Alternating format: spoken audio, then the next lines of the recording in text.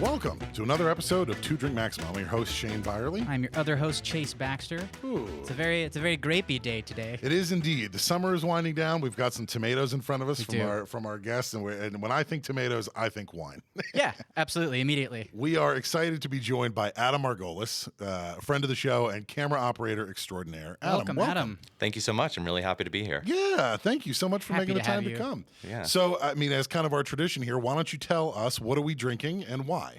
Well, this is a Cooper and Thieves red wine blend, aged 3 months, I believe, in bourbon barrels. Yes.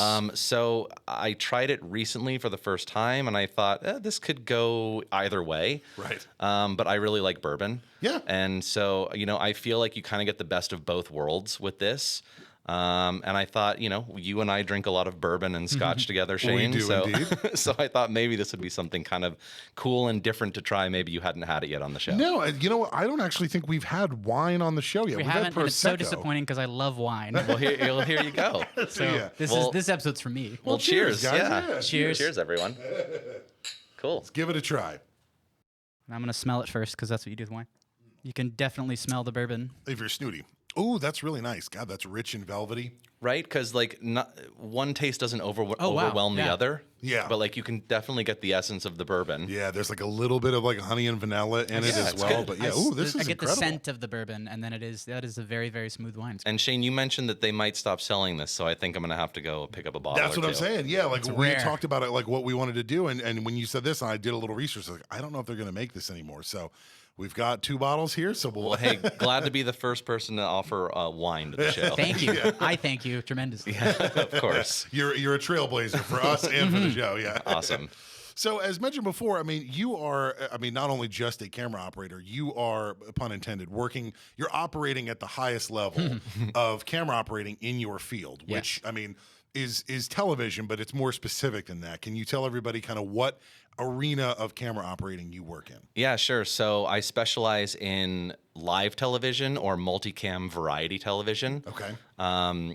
I've been doing that for pretty much my entire career. Yeah. And these days, more specifically, I specialize in high-end remote control camera equipment, which Sure. Ah.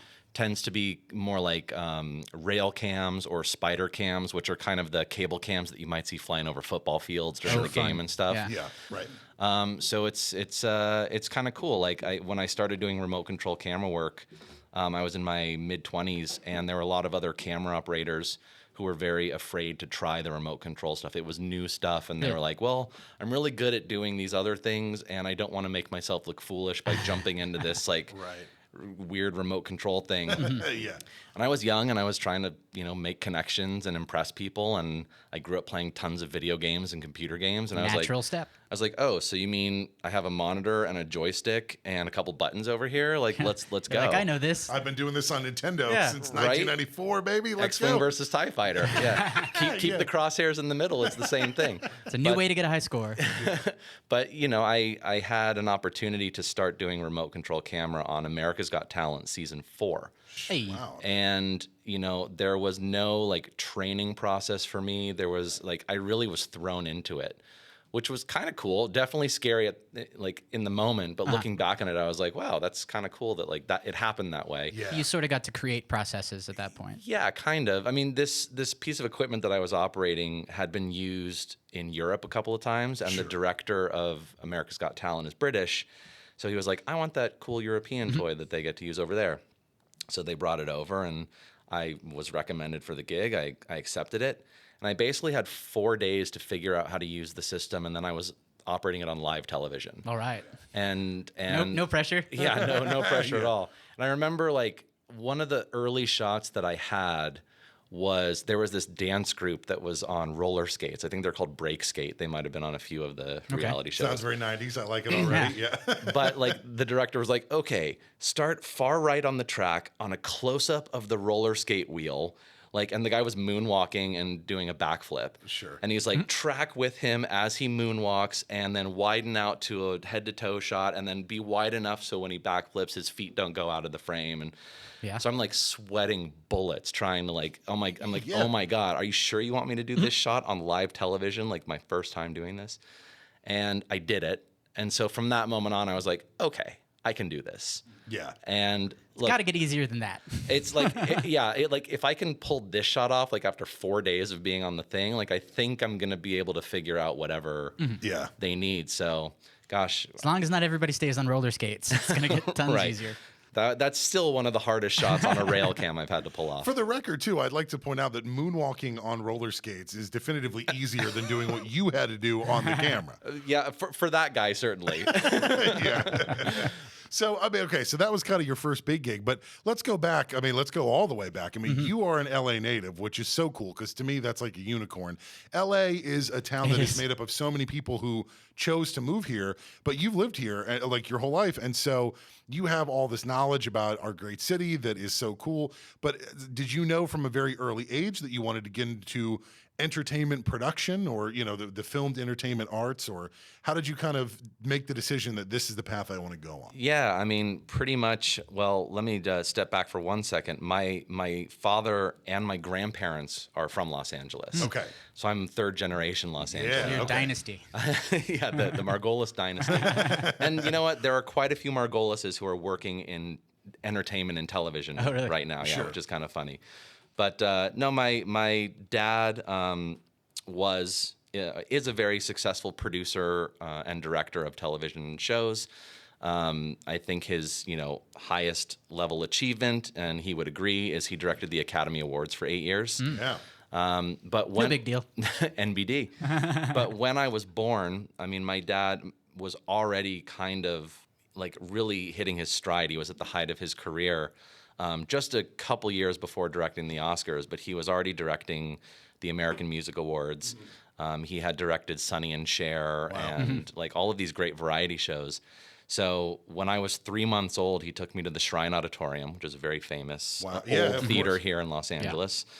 And he held me on stage and introduced me to all these people, some of whom They hold you up like the Lion King, right? Basically. I mean, knowing my dad, probably. My dad was always quite proud. But yeah, so I mean, I was born into the industry, if you will. That's cool. And I was fascinated by it. I remember sitting in editing bays with my dad, or in the control trucks, and just like staring at 30, 40 monitors, and all the monitors had different images on them. And my dad, to his credit, he never really censored himself in front of me when it came to business. Sure. So by the time I was 5 years old, I was wearing a headset listening to the camera channel and the PL channel. That's awesome. I heard all sorts. So it really has been like, you know, in the best way possible. It's been like baked into your DNA. I mean, like, yes, I went to film school, but like growing up behind my father and watching all this, like that was the best education I could have gotten, for sure. Practical experience. Just being of around seeing it. happen. Yeah, because there's so many things that are key to success in this industry that you can't learn at school. And I mean, I learned a lot of what not to do. I saw a lot of people make some mistakes and do some really dumb or cruel things, and I saw people's reaction to these cruel and dumb things, you know. So I kind of got all sides of it. So like I heard all of these conversations, so I had a pretty good idea of, like, at least in television, like what the business was going to be like. Sure. And also, you know, for better or worse, my only example of a man working in the industry was one who was already really successful. Right. So I didn't see my dad's climb or struggle. And so, like, my mom was a little bit more the realist, who was always like, now, just so you know, it's a really tough industry, and just because your dad is successful doesn't mean that you're going to be successful. It's not always a given. And I'd be like, don't tell me to have a plan B, Mom. You know, but contrary to popular belief, you don't graduate film school and then they offer you the Oscars directing gig the next week. Well, that's not how that works. That's always a bummer when you find that out. And many of my friends at film school did think that they were like automatically going to walk out with a 3-picture deal. And That's also a common thing. Yeah. So, you know, I mean, I had a good perspective, but then by the time I got to film school, and I went to USC Film School, I was very lucky to get into that school. You went to the film school. Yeah. I was very lucky, and, you know, I like to think that it was all because of me, but, you know, my dad was also kind of a big name in television at the time, and they were like, oh, we could get some Margolis money or whatever. You know, we can get Jeff to come and talk to a class. Right. Whatever, doesn't matter. I was there. Yeah. I did it. Yeah. I did well. I liked all my classes. I learned a lot of stuff. But I did as long have as you actually put the effort in and weren't just like coasting on the name. Like, well, and then when I was in college, I really I wasn't ashamed, but like I didn't want people to know my last name, or I didn't want people to know what my dad did, because I wanted to be judged by my own merit. You know, I wanted to see, hey, can I do this without relying on my last name? yeah. And so, you know, slowly but surely people did sort of find out. And then my dad was producing the Screen Actors Guild Awards at the Shrine across the street from USC.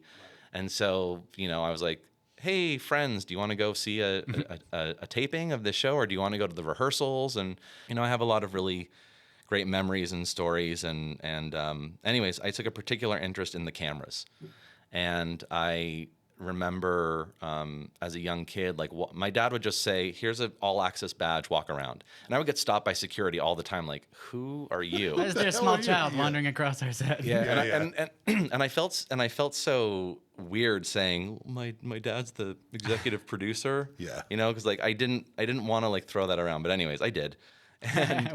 when you needed to, I'm sure it happened. Yeah. And so, you know, these camera operators were really friendly and cool. And, you know, on breaks, they'd be like, why don't you hop up here and you can press all these buttons and I'll show you what they do. And so, I mean, I was working on like a live television camera, like a pedestal camera, long lens.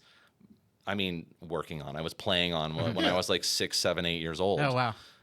So by the time I actually started doing it for my career, I was like, yeah, I got this. I know what I'm doing. Yeah, I've been around here before. Turning to your teachers. Yeah, well, when I was 6, they've changed them since then, of course. I understand where you're coming from, though, because it's like anytime you see like behind the scenes photos of whether it's a movie or a TV show, there's always a camera involved, right? Right. You don't take pictures of craft services, and hardly anybody ever takes pictures of Video Village. It's always people standing around the camera because that's what everybody knows, like, and filming anything is, right? Is whether it's TV or movie, it's a camera. Well, the camera is the front line of the project. Right. Like it is literally the lens by which everything is getting sent through. Yeah, and you know, I think not everyone always thinks about the camera, and I guess that's sort of the point when you're watching content. You're not supposed to be paying attention to like the process of it. You're supposed to get lost in the content.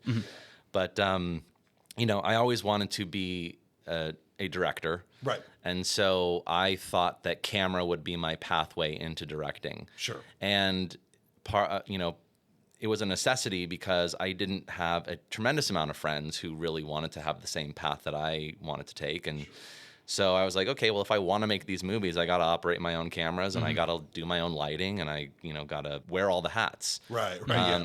And then before my senior year of college, my dad offered me a job as a camera operator on a show that he was producing for NBC. It was a American Idol sort of ripoff, if you will.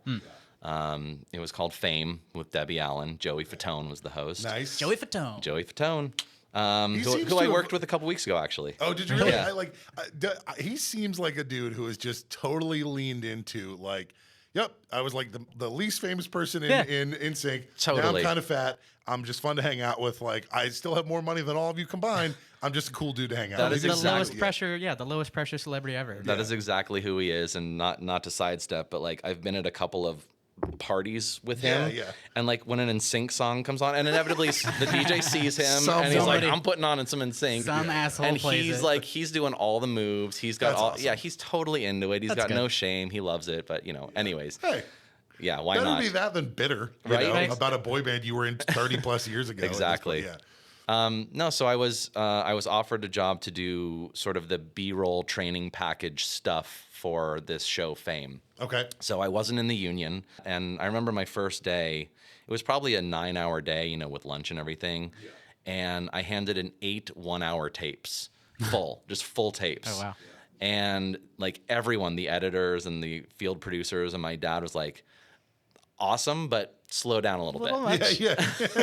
Like we don't need every single second. Yeah. Yeah. And so like I started to learn how to sort of produce and self-edit a little bit by paying attention to what was going on and you know, knowing when to roll the camera, when not to.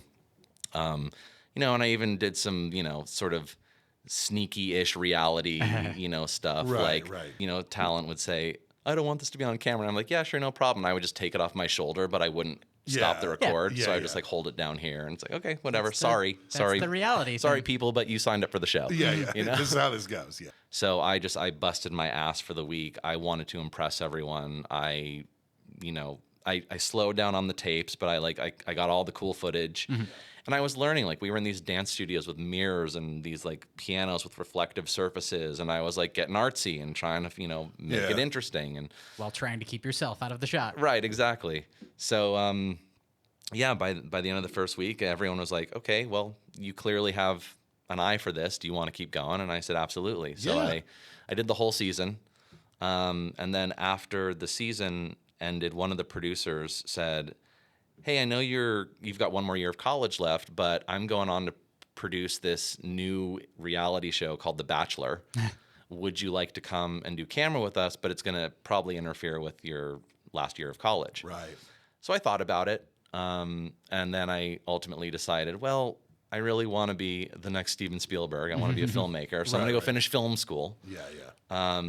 And I'm glad I did. I still, The Bachelor's still going strong. Yeah. I might have had a really long career working on that show. I don't know. They did survive without you. We Yeah, could they say. made Yeah. As you learn as you get older, like many shows do survive without you, no matter how good you think you are or whatever. Yeah. So I finished my last year of college, and then my family was planning to go on this big European trip, but my dad got a job offer to produce a reality competition series on VH1 called In Search of the Partridge Family, which was they were rebooting the Partridge Family. They were having this reality competition to cast all the roles. Emma Stone was on the show. Really? So I worked with her when she was a wee teenager, just going through this. So there was some cool elements to the show, but ultimately, like VH1 put it on at like 10:40 p.m. on like a Great Friday time. night Perfect or time Saturday. slot, For anything. Like they were like, how can we make this show die as quickly as possible? But Friday night. But so the choice was: do you want to go to Europe with your mom and sister, or do you want to stay here and get a job as a camera operator on this show that my dad was producing? Yeah. And I said, yeah, I want to get going. I want to do some more camera. So I bought myself a Panasonic DVX 100, little mini DV tape. Yeah. Oh yeah, we know DV. Nightmare. Oh yeah. No, you know what? That camera was a workhorse, and it cost like $3,500 or maybe $5,000 at the most. Yeah, it's great. You could throw it against a wall and it would still operate. Oh yeah, I mean, and that was the first camera that had like a kind of an acceptable 24p look on digital tape. Mm-hmm. So anyways, I bought that camera and I did all of the training B-roll packages. I was working with a segment director named Ryan Polito, who still works as a director, and I work with occasionally. But I kind of did that show, and then after that went on to work at this company, which is no longer around, but it was called rehearsals.com. It was very early on in live streaming, and in fact, like, they had this technician who kind of invented all of these interesting remote control cameras, which were basically dissected Panasonic DVX 100As. Right, they'd rigged them up in different. Yeah, okay. But that was all remote control camera operating, because the idea was these artists would come in, and they'd be rehearsing for either concerts or shows, music videos, whatever, and there would be no other operators in the room to interfere, but there might be 12 cameras. Unfortunately, the company didn't quite work out, and Sounds like they were early. They were early, and I believe they had an opportunity to partner with Apple, and it didn't go as planned. I'll spare the details. I hear Apple's still doing fine. I think they made it. Yeah. Well, I mean, iTunes was new and big, and I think they were starting to put music videos on iTunes. Okay. And so Apple was like, this is kind of an interesting thing to get into this live streaming music sort of environment. Yeah. But it didn't work out. But by the time I finished working at rehearsals.com, and I had almost 2,000 hours of working on these remote control cameras before I ever got into the union. So like my path to doing the remote control camera stuff kind of like fell into my lap in a way, but before most people had an opportunity to work with these types of things, like I already had 2,000 hours of experience. Right. But yeah, so that was kind of that, and a couple of other things that came along the way, and I had enough hours and experience to get into the union. Did you get a chance to work with your dad again? I did. I worked with my dad a few times. The last thing I did with my dad was the Screen Actors Guild Awards. Okay.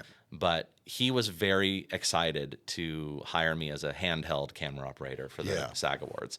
And doing handheld on award shows, no offense to my dad, but has become my absolute least favorite thing to do as a camera operator. Why?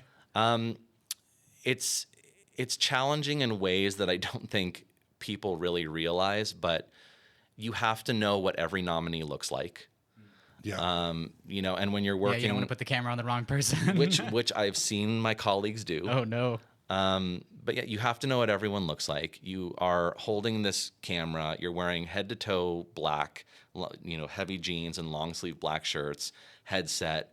You're sweating. You're like squeezing through tables and stuff. Yeah. These celebrities and Hollywood, people they're drunk. They're celebrating. It's a party. Yeah. They don't want to have to be asked to scoot in their chair, or like, excuse me, your foot's on my cable. Like that kind of stuff. Yeah.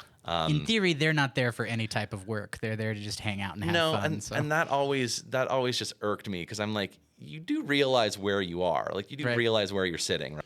Yeah. I'm here to make you look good too. I'm not going to shoot up your nose or whatever. Right. And like or you could. The camera has a lot of power. You change that lens just right, somebody's face doubles in size. Absolutely. And a camera operator told me something pretty early on in my career. He said, when your little red light's on in your eyepiece, you are the network. Yeah. Yeah. And he's right to a certain extent. If I decide to just whip pan over to, and crash zoom into someone's nose, like that's what I could do. And it would either make it to air, or maybe the sensors would go, stop, cut to something else. Yeah. But that's amazing. I never thought about that, but you're right. Like, when that light is on, you are ABC or NBC. You give somebody a terrible angle, you find their wrong side. Like, you can make people look atrocious. It's the Adam Broadcasting Network exactly. now. Yeah, I mean, I'm sure many of the executives would not like to hear me say that, but like, yeah, I totally control the network when my tally light is on. Yeah. That's every cameraman that is selected in that moment. Exactly. But I don't think it was my first year doing the Screen Actors Guild Awards, but it was before the show, and I was kind of like mapping out my route. And I used to go through all the tables and kind of introduce myself to people and say, you're going to see me walking through here a lot. Like, a lot of people were like, yeah, okay, cool, I get it. Christopher Plummer was one of the guests, and I asked him if he could scoot his chair in a little bit, and he grabbed my arm and he squeezed it really tight, and he said, "You stay away from my wife." Whoa. And I was like, okay. I mean, you are a good-looking dude. I get it. I super get it, but I was like, wasn't planning on it. Don't know who your wife is. I assume the lady sitting next to you. Yeah. But it's that type of stuff really sort of gets under my skin when people act like they're more important than what is going on. Right. So when I operate the remote control cameras, I'm usually backstage or off to the side or in a balcony, and I don't have to deal directly with a lot of people. Gotcha. But that was one of the reasons why I have done award shows, but if I can avoid it, I don't like it. I hear it. Tell me, to bring it full circle, have you ever worked the Oscars? I've worked the Oscars red carpet a bunch of times. Okay. I didn't get to. I was too young by the time my dad stopped. I was born in '82. I mean, I was kind of young to be working on a show of that level. Sure. But a few years later, I did work on the red carpet show, and that started out easy, and then turned into a very difficult job. When the red carpet opens, absolute chaos. It's chaos, and I was the only wireless handheld on the ABC red carpet show. And they don't want you to miss anything. No. So I'm like holding that camera on my shoulder for like 5 hours. Oh, God. And it's got transmitters and receivers and batteries and a prompter and... Cameras can very quickly become 20 plus pounds. Oh, yeah. yeah. On the stuff they drop that one on. honestly was probably between 40 and 50 pounds. I was going to say way more than 20, I was lowballing it. Some are 20, but like easily with all the transmitters, receivers, all that stuff, like the weight goes up quickly. Yeah. I mean, and I think one of the coolest things is now in your career, not only have you worked award shows, as we say in the biz, you have 6, 7 pieces of hardware yourself. Oh. If I may humble brag, You absolutely may. This is the venue. I have 8 Emmys at 8 home. Wow. Emmys, yeah. And I had to look it up before. Have you named them all? They're all named Emmy. They're all They're all named Emmy, yeah. yeah. Not even numbered. But I had to look it up before I came because I actually couldn't remember. I have so many that I forgot. Well, no, not the awards. I can count those easily. I had to look up how many times I've been nominated. Oh, okay. And that number is 25 times. Wow. Of the 8 wins, is there one?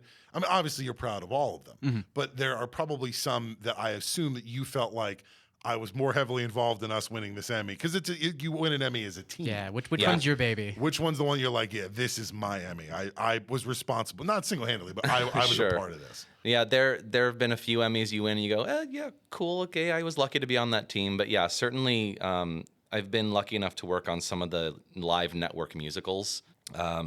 Grease Live, Hairspray Live. I think those felt like the most earned Emmys. Yeah. But Grease Live was the first one. It was sort of the first of its kind.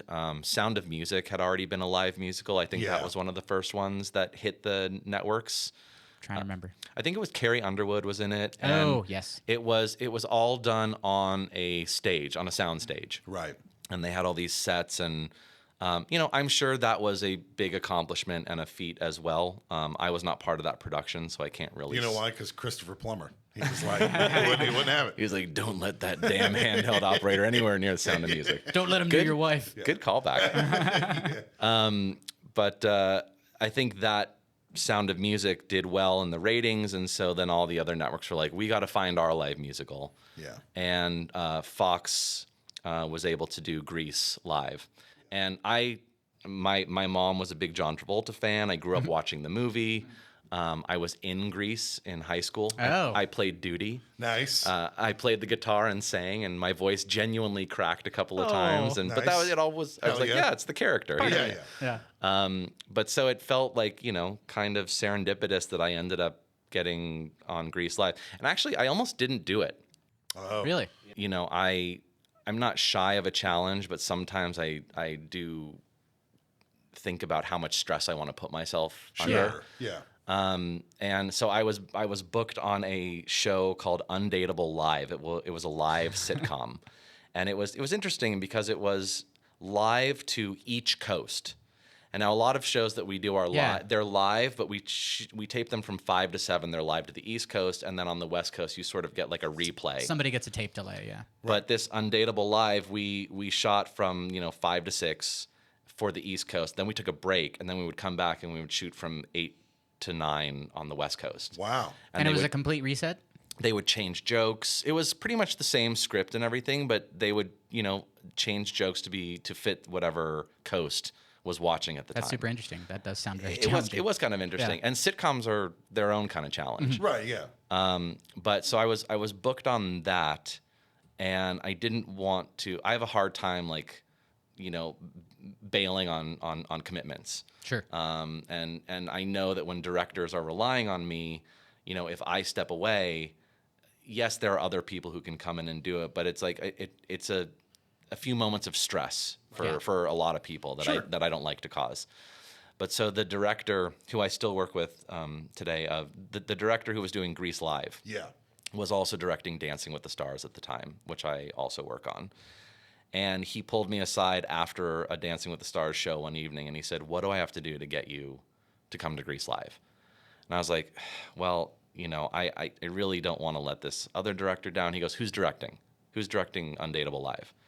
So I told him the director's name, and he said, "Okay, do you mind if I call him?" So you made a trade. Move, yeah. And I was like, if you want to do that call for me and it works out, I'll come do Grease Live with you. That's nice. So he called the other director, and he was like, I don't know, they had something happen in their past, and he's like, "You owe me. Give me Adam." You're giving up some draft picks. Nice. Yeah, exactly. You just tossed your phone back and was like, "I will see you on the Grease set tomorrow." You're on Grease. And basically what I've learned is that there aren't a tremendous amount of good handheld operators in the sort of live multicam arena. So my immediate follow-up question for that is like, what makes someone a good live handheld operator? What makes you a good live handheld operator? I guess there are a couple of things. One is how steady can you hold the camera? Are you like a guy whose muscles start... That's a big one for anybody. Are you a guy whose muscles start giving out after 30 minutes? Or like, can you be rock steady for 3 hours? You have to have a really good spatial awareness. You have to kind of know, with one eye closed and the other eye in an eyepiece, you have to know where you are. Right. You have to know where the set is, what your parameters are. And I happen to have just a really good spatial awareness. Like I can kind of take a look at a room and close my eyes and like walk around it and kind of not bump into stuff. I think. Most times. We're not going to put that to the test today. Maybe not today. We'll save that. No, but you know, I think that, and especially I was a lot younger than a lot of the other camera operators. I'm still one of the youngest camera operators in my circle. But so I could do things like, you know, I could stand from a kneeling position very smoothly. You know, and a lot of the older guys are like, my knees wouldn't be able to do that. Human jib. Right. And even that director of Grease Live, I mean, he has said on headset, like, man, you have young knees. And I was like, I don't really know how to take that, but I'll take it as a compliment. Yeah. My knees, thank you. Adam has young knees, but I think all of us, we share in common, we have empty glasses. So we're going to need to take a break. We're going to refill our glasses. We'll be right back in a minute.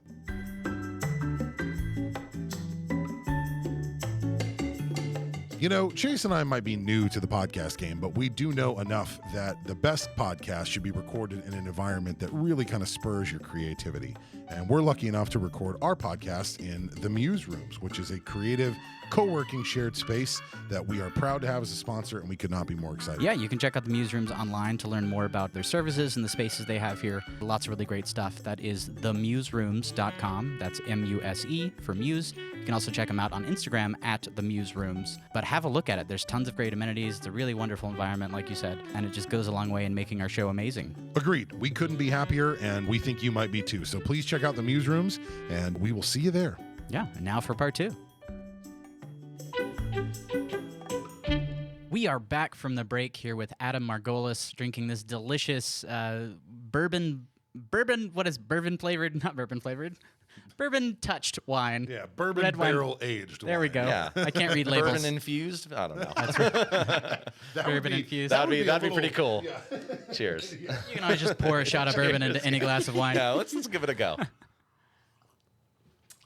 Just as good. Still good. Yeah, still good. Delicious. It's really good. So Get it while you can. My question coming out of the break is, as a camera human, what are some of your favorite shots to capture?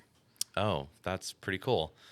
Well, I really like working with, now I work primarily with remote control cameras, as I said, and I don't always get to be the hero cam. Yeah. But I really like sort of fast-moving shots where there's elements are close to the lens. You know, those sort of, it looks like you're going to just barely make it by something, or you're going to barely just scrape around a talent. And sometimes it gets a little hairy. But I got to do this really cool shot on American Idol where I started, if you are familiar with the set of American Idol, there's a stage and then an audience pit, and there's like this judge's desk island that's surrounded by a lot of standing audience. And then there are these runways off the side, kind of making like a horseshoe around the audience pit where the talent can walk up and down. Got it. But we were doing a Disney night. It was Cars themed, and so they had this they had this graphic on the LED floor that was like a road, and it looked like the graphic was moving, so it looked like the road was sort of speeding how fun. by. Yeah. And so I got to start all the way, like at the very, very sort of right next to the LED wall. So I'm as far upstage as you can get. Yeah. And there, you don't see the singer or anything. You just kind of see the room.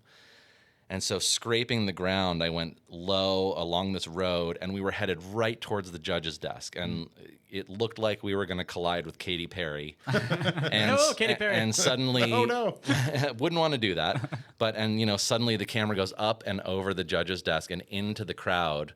And this gap was created in the crowd, and then the singer is kind of like all the way in the back of the crowd. Nice. And then he started walking towards the lens. The judge's island. And so he's below the judge's island right? In the pit. So he starts walking towards the lens, and my pilot was able to sort of come to a stop and then start moving backwards. Oh, nice. And we followed him slowly, like up the steps, and it looked like a steady cam shot, but it wasn't, because we somehow went over the judge's desk. Right. But then he comes up, he high fives one of the judges. He's walking along this ramp. He gets to the stage, and we wrapped around the back of him and went around the judge's desk and up high as we could go back to the corner. That's So so it was cool. kind of like, if you don't know what the equipment is and you're paying attention to the shot, like it's one of those shots where you go, how the hell did they do that? Yeah, yeah. So that's a lot of fun. I mean, my heart beats really fast. I wear an Apple Watch. Like when I do shots like that, it's like, hey, what's wrong with your heart, buddy? You okay, pal? Yeah. But you know, Katy that Perry alert. lets me know I'm alive for sure. Yeah. You know, I have to rely on my pilot a lot for stuff like that. But, Sure. So I love doing stuff like that. Recently, there was another roller skater on stage, and I was doing Moonwalking? a rail cam. She was doing all sorts of stuff. I mean, there was some all sorts of stuff going on. But the director wanted me to track along with her. It was a circular stage. She's riding around in a circle, and You're like, I got this. I was like, I can go as fast as she can go. Yeah. And as long as everyone stays out of my way, and you know, so I like doing those shots where you watch it and you go, what kind of equipment is being used to accomplish this shot? Yeah. That's fun. You know, I don't always get to do things like that, but when I do, it's cool. Like if I had a reel, I'd be like, put it on the reel. Yeah. Yeah. Those are the And those are the treats. days that you go home, you're like, man, like this was fun today. I like what I do. Especially once I do it and the shot came out as it was supposed to and no one was injured, then I get to say, yeah, I like what I do. Yeah, yeah. But until then, I'm like, oh, shit. Yeah. Sheer panic. Little and then calm. dicey. Yeah, no, okay, we got it. I mean, I wanted to just go back for just a brief second because you'd mentioned, you know, that one of the Emmys that you're most proud of is from Grease Live. The show doesn't seem that complicated when you watch it. And it doesn't seem that complicated because when you watch the behind the scenes footage, you guys, the camera crew and everybody was sprinting across the studio lot into like 3 or 4 different stages. There were multiple times, if I understood correctly, that like you had a millisecond to like lock into place, and like the minute you got from one location to the next location, it was like your camera was live, like on the next thing. Like the amount of stuff that went into pulling that off was jaw-dropping. So if there, I think there's a little bit of behind the scenes footage on like how you guys pulled that off, but like watching the behind the scenes stuff is as impressive as just watching the actual show because you made it look so effortless, and like there's a whole team of you guys that were sprinting and diving and doing all this stuff. Yeah, what was It your 40 time with the insane. camera on your shoulder? Yeah. Yeah, I mean, it's definitely one of the greatest accomplishments of my career. Yeah. Working on that. And, you know, I think as many people probably know by now, when you shoot a film, you have months of production. Sure. You spend like one day in one location. You know, if you're lucky, maybe you get 2 locations in a day or something. But it takes a long time to shoot a movie. So yeah, we had I think 3 or 4 interior sets that were built on different sound stages, and then we use a lot of the exterior backlot locations as well. And so what would have made sense, you know, if budget was no consideration, would be to have a camera team or a camera crew at each location. So in order to accomplish that and stay within the budget, what we had to do was essentially learn our shots in each individual location, and then the director very skillfully arranged so that, you know, he knows, okay, my last shot in Summer Loving, you know, if I pull my cable and run to the next stage, I will make it in time for the next production number that happens, you know, in the high school hallway or whatever. Right. And so there were, and that was a live show. We're live on the air. So that's unplugging camera, no picture, no audio. I can't hear. Sheer terror. Right. It's like I'm looking at my watch. I'm going like, I kind of know approximately how much time I have to make it. Yeah. And, you know, I've been told by many camera operators, you should never run. But under these circumstances, it's like, okay, we were all running. And in a few cases, there were some golf carts waiting for us, like when you really needed that extra speed. Yeah. Like I had these super long shot lists, and I kind of invented this shot card holding system that all the other camera operators adopted, because it just made sense. There were so many shots in these numbers that it was not possible to be flipping pages like while you're operating. And so we would basically tape all of our shot cards together, and I would rewrite mine so they're neat, and like I highlighted different things for different shots or locations or whatever. But then I took chopsticks and a binder clip and some gaff tape, and I just gaff taped it to my lens shade with a little binder clip, and I would hold the cards, and I had to gaff tape the back of. Gaff tape is this sort of strong, thick black tape. That's used a lot on sets. Super duct tape. If anyone doesn't know what gaff tape is, but gaff tape fixes everything. Things are gaff taped in my house. Yeah. In reality, it's a fabric tape, so it's extra strong, and it's not like And the other thing too about gaff tape, just a quick tangent about gaff tape for anybody who's interested. It was specifically designed to pull up without leaving residue, right? So that when you're on location, like in somebody's house, and you need to tape a wire to a floor or whatever, you can rip up the gaff tape and there won't be any skid marks or any kind of residue from the tape. So it's incredible tape. If you don't have gaff tape, get some for your house and thank the show later. Yeah, that's the story of gaff tape. It is. It is awesome. Everyone should have some. Shane is right. Yeah. It's not cheap, but it's worth having. Yeah. But anyway, so like because inevitably we were kind of going to be like either in each other's shots or in the backgrounds in some cases. So, we had to be in all black. Our cards had to be blacked out. We had to be as invisible as possible. And that became part of the exercise of doing this show is like, I would have two shots and then I would have to duck behind a column. And I'd know that I could come back out on shot 18. I could swing back around. Oh, goodness. And I'd be ready. I remember I did A Christmas Story Live, which was also on Fox. Not as well received as Grease Live, but I had one of the first shots of the show, which was in one of the houses on the back lot.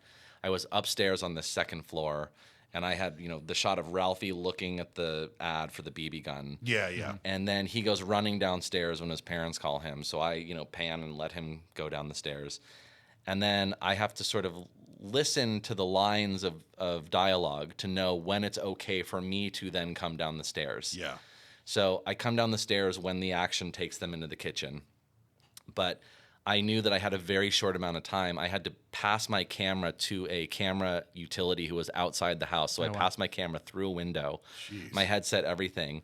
And then I had to duck behind the couch in the living room because the Steadicam would bring the characters out into the living room, do this shot. And then I knew that on a certain line of music, the Steadicam had its back to me. Yeah. So I could then kind of sneak to the front door where another stage manager was waiting for me. Wild. And I kind of quietly went out the front door, and he's giving me the hold motion with his fist. And then he's waiting because the Steadicam's moving around. There are windows and everything. So once he gets the clear and I have the clear, he's like, go, go, go. So I run to this golf cart where my camera assistant is waiting for me with my camera. Yeah. And we're like sped to the next location. And then I had the shot from inside the toy store looking back through the window at Ralphie and all the other kids staring at the BB gun. Amazing. So, but I had to beat the cast there and not get caught in the background of all these other shots. So so who knew that you don't just get to be a camera operator, you have to be an Olympic athlete as well to hurdle over. Stuntman, performer, timing expert.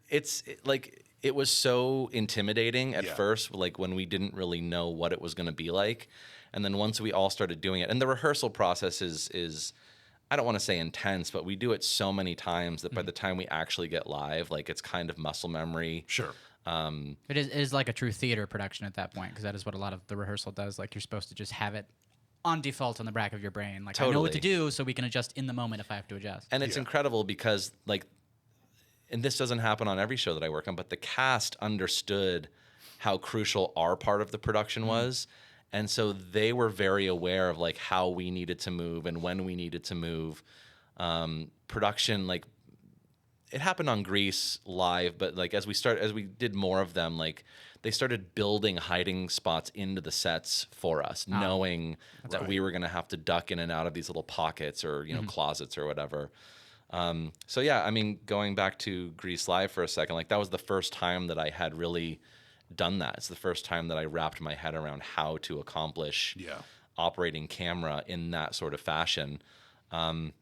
And yeah, I mean, I was sweating my ass off.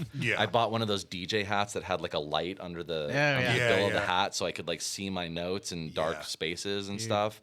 I had sweatbands, so I could, get the sweat out of my eyes. Got all the hard parts of theater and regular media production combined in one. But it was so cool. And then, the show went off. It was a huge success. I don't know if this was in one of the behind the scenes videos that you saw, but at the very end, when I think Danny and Sandy, I think at one point the cast is actually in a golf cart. Because they are going from I know where you're going with this. The high school gymnasium to like the carnival set, wherever there's like a chase golf cart, that's shooting this thing. And anyways, the golf cart carrying half of the cast nearly tipped over as someone kind of hit a curb. And, but and it was on camera, it was live, and I think ultimately those moments become embraced because it lets the audience know, hey, we're doing this live and it's hard, and we did our best to make it absolutely perfect, but there was some stuff. Everyone was safe. The show went off the air on time, and that it felt very earned. The accolades that whole production got, and then the Emmys that were you absolutely earned that Emmy. I felt like behind it. a couch while people were traveling around. I mean, my knees, my body, like everything felt like, this is the hardest you've ever worked. So. Well, I mean, between all the hardware that you have and because of your incredible experience and your skill level, I would assume that you have kind of pick of the litter, right, in terms of you're one of the first people called for gigs and stuff. But the question I have is, you're a husband, you're a father. Having those roles, does that change what you kind of aim for now in terms of camera operating gigs? I think it does. I certainly stopped traveling as much for work when my kids were born. Sure. And every once in a while there will be some incredible opportunity. I recently shot Adele's concert in Las Vegas, and that was a lot of fun. It's like that's worth kind of going away for a couple days. Vegas isn't too far. I was gone for 4 days. My family was able to handle it. But certainly the traveling, and honestly, I have told a couple of directors that I work with, like, I'm not looking for any more handheld camera work. If something incredible comes up, you can still call me and ask me. But I'm not looking for it right now. And truthfully, when I was in my mid-20s, I herniated a disc in my back, unrelated to operating camera. Ow. But, I was young and had a lot of pride, and so old young knees here.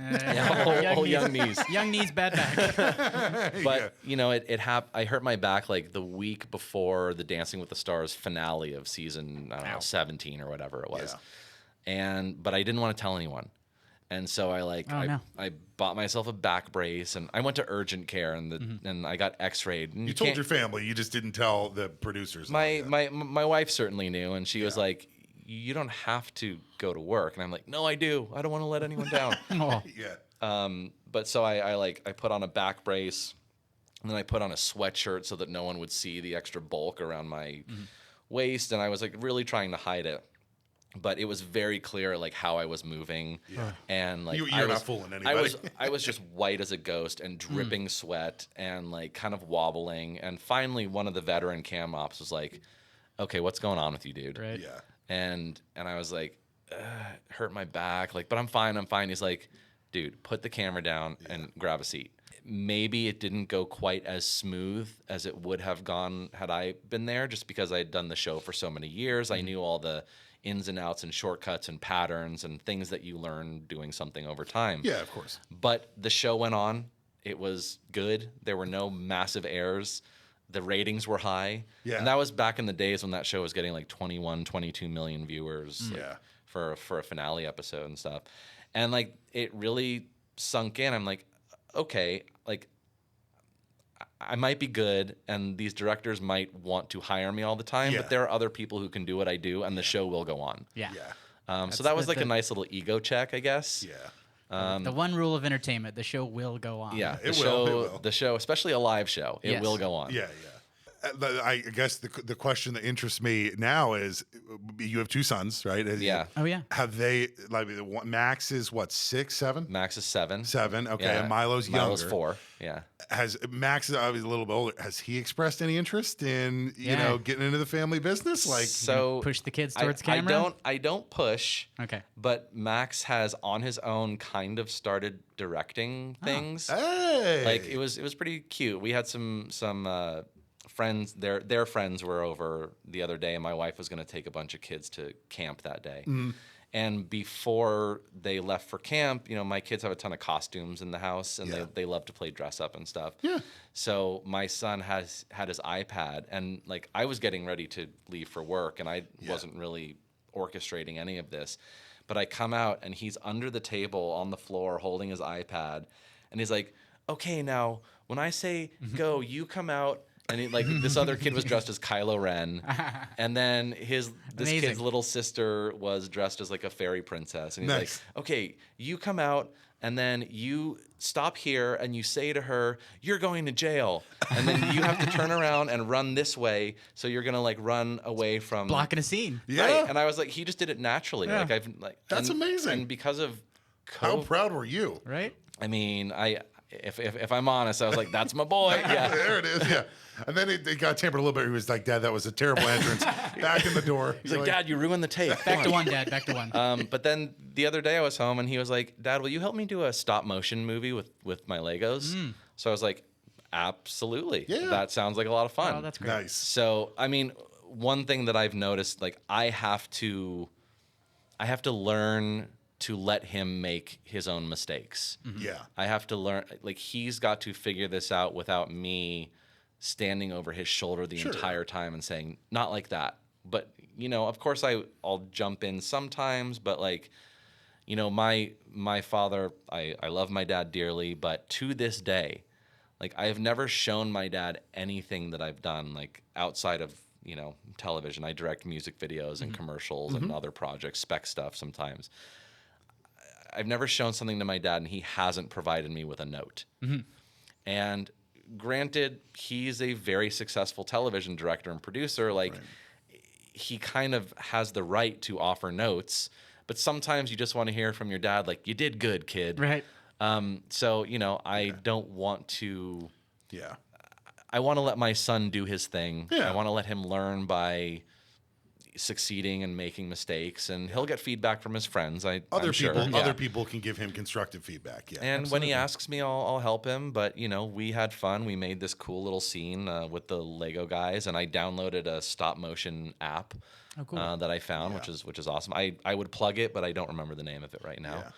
But yeah, he's got it in his blood. But that's the cool thing about kids growing up now is like, when we were growing up, you had to buy a DV cam, and like, or God forbid, like even older, like you had to get a VHS, and you had to do stop like tape to tape. Like with iPads now, they have incredible cameras that can shoot 4K stuff, and there's all these apps that they don't make it easier, but they just allow you to have all these tools in it's like a one-stop shop, and it's like, kids are going to be so much more creative than we were because the tools are so easy for them to do it. Right. There's the hindrances of doing a stop motion thing is like it's getting smaller and smaller. And I bet that project's going to be cool because the tools are there now. And I can remember us being, me and you, Shane, being young and making our silly little short films. And the best thing we could come up with was stopping the camera and making something disappear, starting again. And we're like, "Oh, look at that amazing it camera trick we That was did." one of the original camera tricks. That Yeah. was the OG camera move. Yeah, exactly. And then you bring that person back with a poof. Yeah, exactly.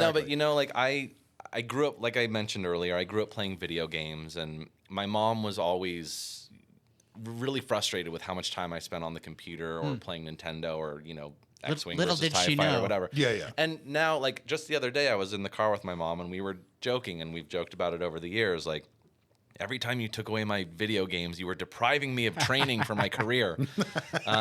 So, when inevitably, as a parent, you have those moments of like, is my kid spending too much time on his iPad, or is he like, is this good for his development at this age? I kind of think of the things that I did that my parents thought were going to ruin my life and ended up being like a crucial part of my existence and my career. Yeah.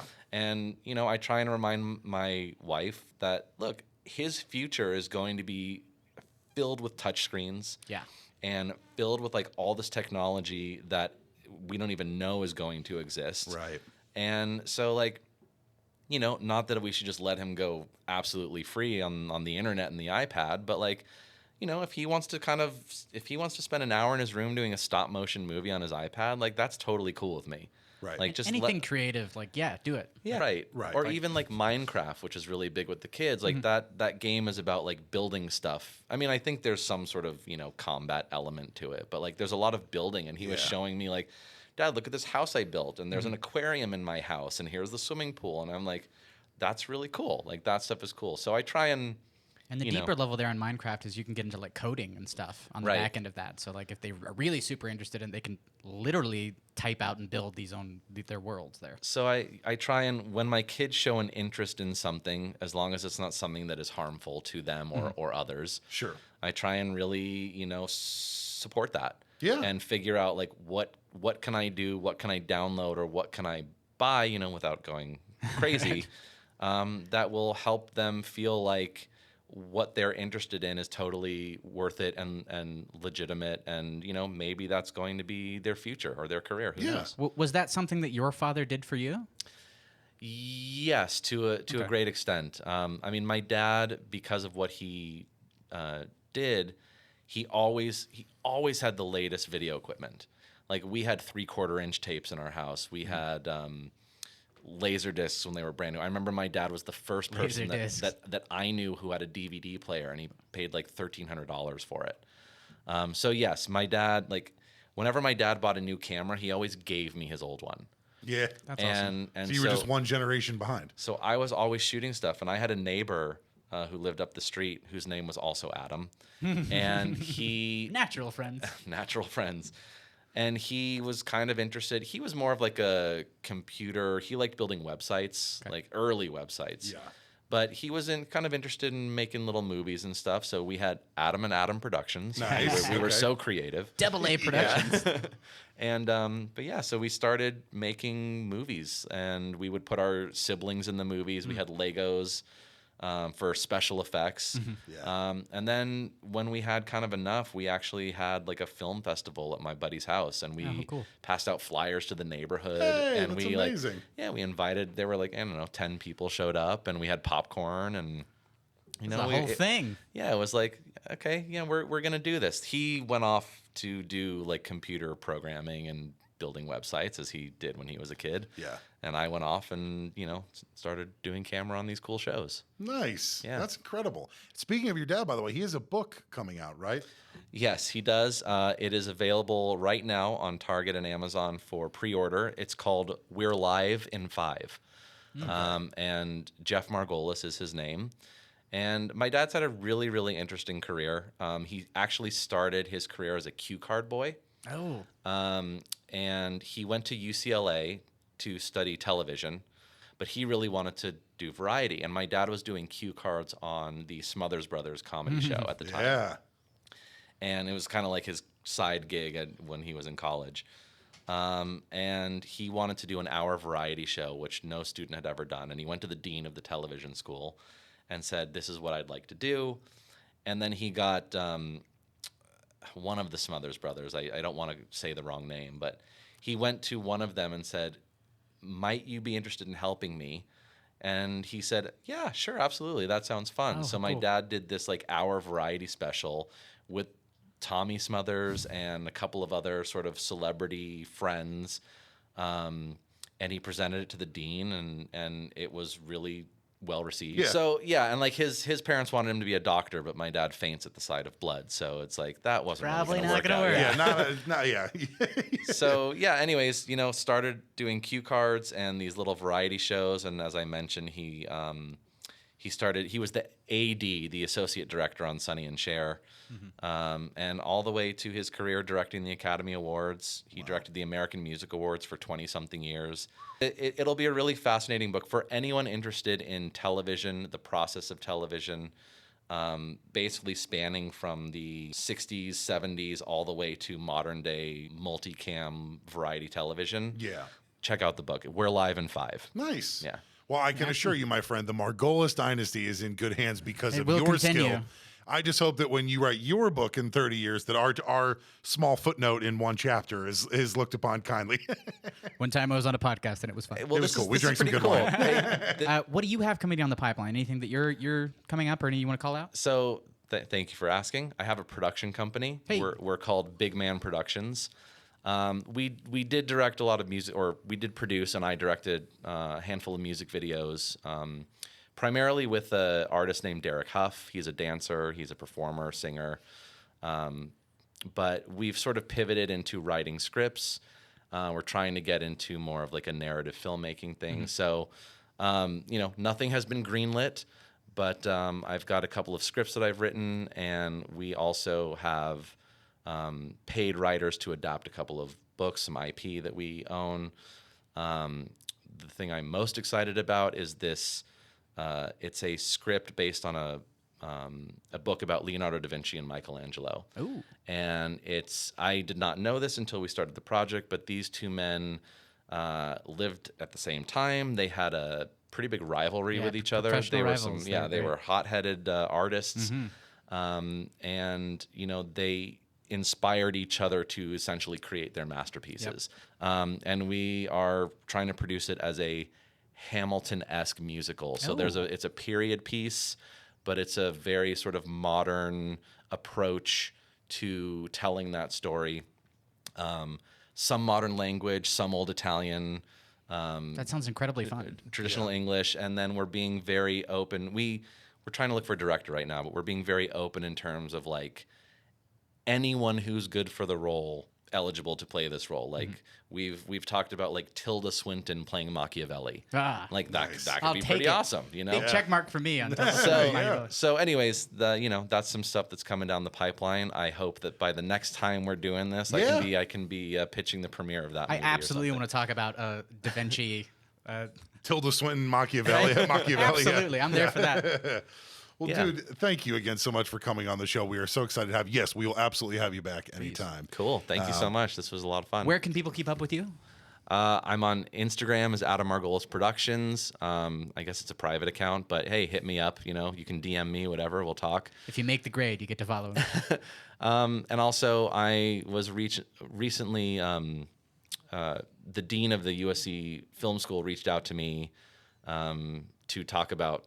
I was nominated for 3 Emmys this year, so she wanted to congratulate me, and I said, hey, do you ever want a camera operator to come and talk to any of the directing classes or television classes? So if you go to USC and you're listening to this, I might be talking to you at one of your television classes kind of soon, and hit me up. I'm free to talk about any questions you might have.